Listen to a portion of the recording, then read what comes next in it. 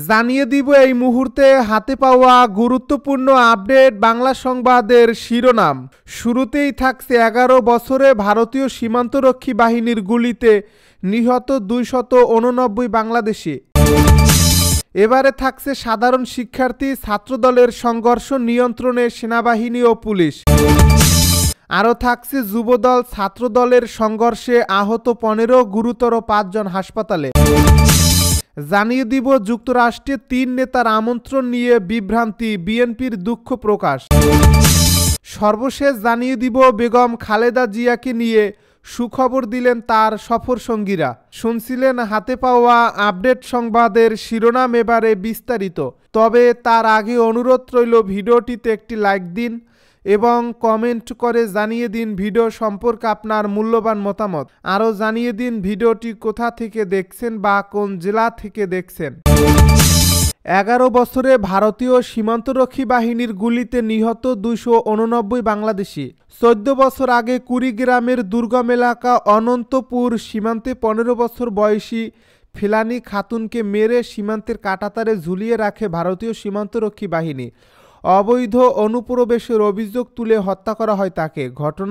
ঘটনার 14 বছরেও মেয়ে হত্যার বিচার পাননি ফিলানির বাবা ও নূর ইসলাম। ঘটনার 14 বছরেও মেয়ে হত্যার বিচার পাননি ফিলানির বাবা নূর ইসলাম।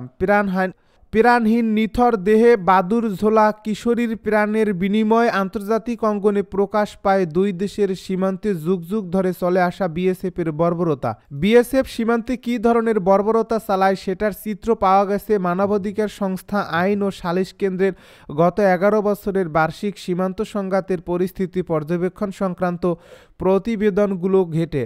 আজকের হিসাব অনুযায়ী গত 11 বছরে বাংলাদেশের সীমান্তগুলোয় শুধু বিএসএফের গুলিতেই প্রাণ হারিয়েছে 289 বাংলাদেশি।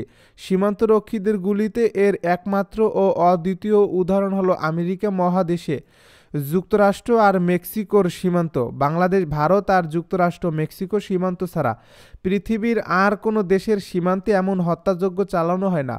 বাংলাদেশ ভারত সীমান্তের এমন পরিস্থিতির নেপথ্য কারণ হিসাবে বিগত ক্ষমতাসীনদের নতুজানু অবস্থানকে দায়ী করেছেন ব্রিগেডিয়ার জেনারেল মোহাম্মদ আব্দুল হামিদ।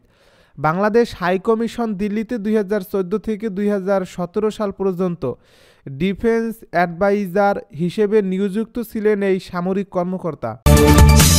সাধারণ শিক্ষার্থী ছাত্রদলের সংঘর্ষ নিয়ন্ত্রণে সেনাবাহিনী ও পুলিশ। ময়মনসিংহের ঐতিহ্যবাহী আনন্দমোহন সরকারি কলেজ সিট নবায়নকে কেন্দ্র করে সাধারণ শিক্ষার্থী ও ছাত্রদলের নেতাকর্মীদের মধ্যে সংঘর্ষ ও ধাওয়া পাল্টা দেওয়ার ঘটনা ঘটছে। এতে উভয় পক্ষের অন্তত 5 জন আহত হয়েছে। রোববার সন্ধ্যার পর ক্যাম্পাসে ঘটনা ঘটে। আহতরা হলেন মেহেদি হাসান শিমুল, আলামিন, সবুজ, রিফাত, তানবীর। শিক্ষার্থী আকরাম হোসাইন অপু বলেন, আমাদের আশেপাশে যতগুলো কলেজ রয়েছে তাদের সিট চার্জ 5,000 টাকা, কিন্তু আমাদের দিতে হচ্ছে 7,000 টাকা। তা কমানোর জন্য আমাদের দীর্ঘদিনের দাবি ছিল। এ বিষয় নিয়ে অধ্যক্ষ স্যারের সঙ্গে রোববার দুপুর 2:30টার দিকে বসার কথা ছিল, কিন্তু আমরা যথাসময়ে গেলেও স্যার আমাদের সঙ্গে না বসে ছাত্রদল ও সমন্বয়কদের সঙ্গে বসে।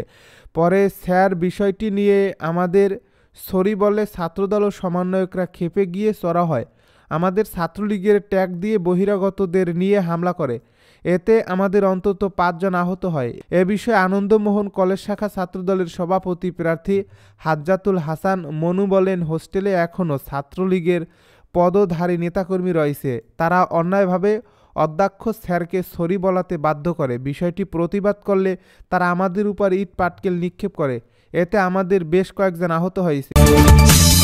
যুবদল ছাত্রদলের সংঘর্ষে আহত 15, গুরুতর আহত 5। চট্টগ্রামের 16 শহর এলাকায় আধিপত্য বিস্তারকে কেন্দ্র করে যুবদল ও ছাত্রদলের দুই পক্ষের মধ্যে সংঘর্ষে অন্তত 15 জন আহত হয়েছেন। এদের মধ্যে 5 জনকে গুরুতর অবস্থায় চট্টগ্রাম মেডিকেল কলেজ হাসপাতালে ভর্তি করা হয়েছে। রবিবার বিকেল 4টার দিকে এই সংঘর্ষের ঘটনা ঘটে। প্রত্যক্ষদর্শীদের মতে নগর ছাত্রদলের বহিষ্কৃত সহ সাধারণ সম্পাদক সাইফুল ইসলাম ওরফে বারমাইয়া সাইফুলের নেতৃত্বে একদল লোক হঠাৎ 16 শহর এলাকায় অবস্থান নেন। খবর পেয়ে সেখানে যান পাঁচলাইশ থানা যুবদলের সাবেক যুগ্ম আহ্বায়ক শহীদুল ইসলাম ও তার সমর্থকরা। এরপর সাইফুলের পক্ষ থেকে লাঠি ও রামদা নিয়ে প্রতিপক্ষের উপর হামলা চালানো হয়। দুই পক্ষের মধ্যে তুমুল সংঘর্ষে 10 থেকে 15 জন আহত হন। আহতদের মধ্যে কয়েকজন নারী ও সাধারণ পথচারীও রয়েছে। চমেক হাসপাতালে ভর্তি 5 জনের মধ্যে আছেন মিজানুর রহমান, শহীদুল ইসলাম, লুৎফুর রহমান, ফয়জুন নেসা ও লুৎফুন নেসা। হাসপাতালের পুলিশ ফাঁড়ির এসআই আলাউদ্দিন তালুকদার জানান, আহতদের শরীরের বিভিন্ন স্থানে গুরুতর কোপের চিহ্ন রয়েছে। বিশেষ করে শহীদুল ইসলামের পিঠে এমনভাবে দেওয়ালে কোপ মারা হয়েছে যাতে তার পিঠ বিভক্ত হয়ে গেছে। স্থানীয়রা জানান, 16 শহর এলাকায় জুয়ার আসর চলাকালে চাঁদাবাজি নিয়ে দীর্ঘদিন ধরে বিরোধ চলছিল। সাইফুল এ কার্যক্রমের নিয়ন্ত্রণ নেওয়ার চেষ্টা করলেও শহীদুল ও এলাকার মানুষ এতে বাধা দিয়ে আসছিলেন। এর জের ধরেই এদিন দুপক্ষ মুখোমুখি সংঘর্ষে জড়িয়ে পড়ে। ঘটনার পর দ্রুত পুলিশ ঘটনাস্থলে গিয়ে উভয় পক্ষকে ধাওয়া দিয়ে পরিস্থিতি নিয়ন্ত্রণে আনে। পাঁচলাইশ থানার ওসি মোহাম্মদ সোলাইমান জানান, 16 শহর এলাকায় জুয়ার আসর বন্ধ করতে আমরা এলাকাবাসীর সহায়তার কাজ করছি। সংঘর্ষের ঘটনায় কয়েকজনকে আটক করা হলেও তাদের ঘটনার সাথে সম্পৃক্ততা না থাকায় ছেড়ে দেওয়া হয়েছে।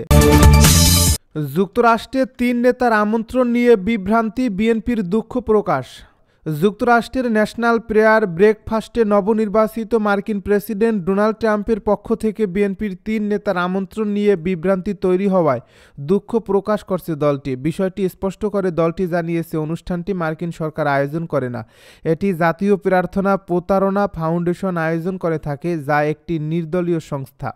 রোববার রাতে বিএনপির মিডিয়া সেলের পক্ষ থেকে এ তথ্য নিয়ে একটি বিবৃতি দেওয়া হয়েছে। মিডিয়া সেলের আহ্বায়ক অধ্যাপক মওদুদ হোসেন আলমগীর স্বাক্ষরিত এক বিবৃতিতে বলা হয়েছে, 6 ফেব্রুয়ারি ওয়াশিংটন ডিসিতে অনুষ্ঠিতব্য জাতীয় প্রার্থনা প্রতারণা অনুষ্ঠানে বাংলাদেশ জাতীয়তাবাদী দলের ভারপ্রাপ্ত চেয়ারম্যান তারেক রহমানের আমন্ত্রণ সম্পর্কে কিছু সংবাদের পরিপ্রেক্ষিতে বিএনপি মিডিয়া সেলের পক্ষ থেকে আমরা জানতে চাই যে অনুষ্ঠানটি মার্কিন সরকার আয়োজন করে না।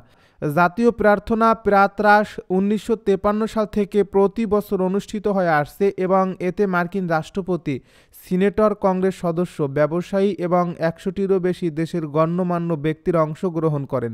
অনুষ্ঠানটি জাতীয় প্রার্থনা প্রাতরাশ ফাউন্ডেশন আয়োজন করে থাকে, যা একটি নির্দলীয় সংস্থা এবং রাজনৈতিক, সামাজিক এবং ব্যবসায়িক অভিজাতদের একত্র হবার, দেখা করার, আলোচনা করার এবং একসঙ্গে প্রার্থনা করার জন্য একটি বিশেষ ফোরাম। এই ফাউন্ডেশন মার্কিন নীতি নির্ধারণে অত্যন্ত গুরুত্বপূর্ণ এবং বিশ্ব শান্তি ও ভ্রাতৃত্ব প্রতিষ্ঠায় নিবেদিত। এ বিবৃতিতে আরও বলা হয়, জাতীয় প্রার্থনা প্রাতরাশের পক্ষ থেকে অনুষ্ঠানের সহ-সভাপতি কংগ্রেস সদস্য বেন ক্লাইন এবং কংগ্রেস সদস্য থমাস আর সুজি বিএনপির ভারপ্রাপ্ত চেয়ারম্যানকে আমন্ত্রণটি জানিয়েছেন। খালেদা জিয়াকে নিয়ে সুখবর দিলেন তার সফরসঙ্গী। লন্ডন ক্লিনিকে চিকিৎসাধীন সাবেক প্রধানমন্ত্রী ও বিএনপি চেয়ারপারসন বেগম খালেদা জিয়ার শারীরিক অবস্থা দ্রুতই উন্নতি হচ্ছে। তিনি এখন নিজে থেকে সামান্য হাঁটতেও পারছেন। খালেদা জিয়ার উপদেষ্টা ও তার সফরসঙ্গী এনামুল হক চৌধুরী রোববার এ তথ্য নিশ্চিত করেছেন। তিনি আরও বলেন, বেগম খালেদা জিয়ার শারীরিক অবস্থা আগের চেয়েও ভালো। তিনি আজ একা একা হাঁটতেও পেরেছেন। এনামুল হক চৌধুরী বলেন, হাসপাতালে থেকেও খালেদা জিয়া দেশের খোঁজখবর নিয়েছেন, জানতে চেয়েছেন বর্তমান অবস্থা কি। বিএনপির স্থায়ী কমিটির সদস্য ও খালেদা জিয়ার ব্যক্তিগত চিকিৎসক ডাক্তার এজেএম জাহিদ হোসেন বলেন, আলহামদুলিল্লাহ ম্যাডাম যথেষ্ট ভালো আছেন। আজ অধ্যাপক জন প্যাট্রিক কেনেডি তাকে দেখে গেছেন। এই বিশেষজ্ঞ চিকিৎসকের অধীনেই তার চিকিৎসা চলছে। তিনি আরও বলেন, বেগম খালেদা জিয়াকে আজ ফিজিওথেরাপি দেওয়া হয়েছে, বলতে পারি তার স্বাস্থ্যের উন্নতি হচ্ছে। এদিকে অন্যান্য দিনের মতো রোববারও বিএনপির ভারপ্রাপ্ত চেয়ারম্যান তারেক রহমান ও তার সহধর্মিণী জুবাইদা রহমান খালেদা জিয়াকে দেখতে হাসপাতালে আসেন।